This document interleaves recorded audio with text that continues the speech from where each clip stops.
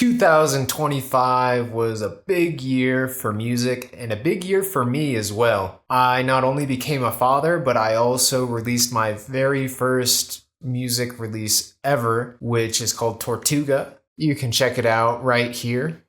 We had a lot of good music come out. I'm here to discuss some of my favorite albums. And just a quick preface, this year I really did a deep dive on Latin music. It's a whole world in and of itself. I feel like a lot of people sometimes erroneously assume Latin is a genre when it's actually hundreds, if not thousands of genres. For those of you new here, my name is Robert Rutledge. I am a music producer. Alright, so here are my favorite albums of 2025. Coming in at number 5, we got Troppi Coquetta by Karol G. I really have a love-hate relationship with this album. I think it's about 20 songs long, so pretty long album. I really like about half of them. There's like 5 or 6 that I'm kind of wishy-washy, and then there's like I think 3 or 4 that I really don't care for at all. Karol G has really stepped her game up, and I really like her mixing the old with the new. I think she's a good singer. A lot of people don't think she's the best singer. I don't think she is the best singer, but I think she's decent. I like her voice a lot. I really like Si Antes Te Hubiera Conocido. It's a lovely song. Coming up on album number 4 would be Addison by Addison Rae. I had no idea who the hell Addison Rae was before she collaborated with Charli XCX last year. From what I understand, she's a big TikTok star, right? And a lot of people seem to be kind of surprised by this foray into pop music, but I think it's been amazing.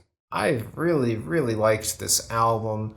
I think it's very tongue-in-cheek, really cool production. The electronic elements are really cool, really modern sounding. The lyrics are creative and clever, and I just think she has this persona of this kind of it girl, kind of like Charli XCX, which really is working for her. And I'm really excited to see what she does next. Coming in at number 3 would be Tough Times, Never Last by Kokoroko. This is an Afrobeat group out of England, and they just make like really positive, really optimistic, really feel-good music. Kind of a jambalaya of jazz and R&B and this African high life genre. The production is really clean. It's good to put on during social events, and I know that might sound like a backhanded compliment, but it's just like really nice sounding. It reminds me a little bit of Snarky Puppy, if you're familiar with them. That brings us to album number 2, which would be Lux by Rosalia. I really wasn't familiar at all with Rosalia at the beginning of 2025. During the making of the Tortuga EP, I really did a deep dive on reggaeton, and Rosalia quickly became one of my favorites in the genre. As I mentioned in my Reggaeton GOAT video that like 7 people have watched so far, I think Rosalia is so much more than a reggaeton artist, as she has proved in this Lux album. This is a tour de force of linguistics and appreciation for classical music, and it reminds me a little bit of Kanye West's My Beautiful Dark Twisted Fantasy. It's an engaging listening experience, even if you can't understand any of the languages she's speaking in. That brings us to numero uno, which would be Debí Tirar Más Fotos by Bad Bunny. Had you told me a year ago I would pick Bad Bunny for album of the year, I'd be like, you gotta be kidding me. But no, I was on the street, I heard Baile Inolvidable, and I recognized his voice, and I was like, that's cool, he's doing a salsa song.